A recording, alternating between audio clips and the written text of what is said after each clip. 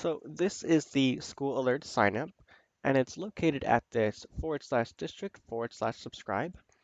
And on the home page here, I have this School Alerts widget, which is actually the School Alerts Signup widget there.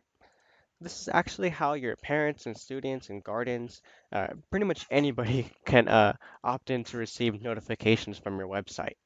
So let me just go through the motions here. I'll just say Alex Avila. Oops. Um, and then password and sign up. So after signing up, they'll be taken to this update and alert preferences. And this is actually where they opt in to receive different notifications. And if I'm correct, yes, okay. So these are actually pulling from the school manager over here in the site configuration. You'll see district is Cyberschool 2.0, elementary is all the elementary, junior high, and high school. So let me click to view schools. And here's at Cyberschool 2.0. So we can click to see options.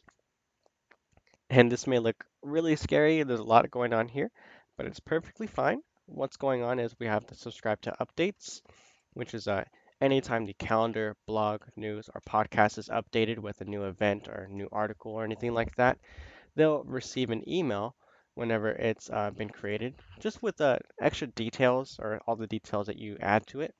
So if I toggle on the news here, and then I go post up a new news article, I'll receive an email with what the news article was about. Then we have the alert categories, and these are all pulling from this alerts here, all these categories here. So I can opt in to be emailed about general alerts.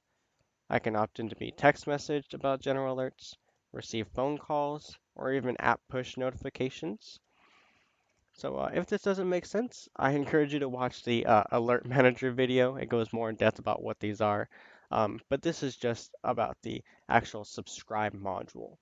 So after you've gone ahead and subscribed, you'll go to Account Preferences here. This is where you can change up your personal information, change your email, if you get a new phone number, if you change languages for some reason, or you want to change your password. And we also have this do not disturb here. So naturally, as you're subscribed, you will still receive notifications even if you don't opt in to receive any notifications.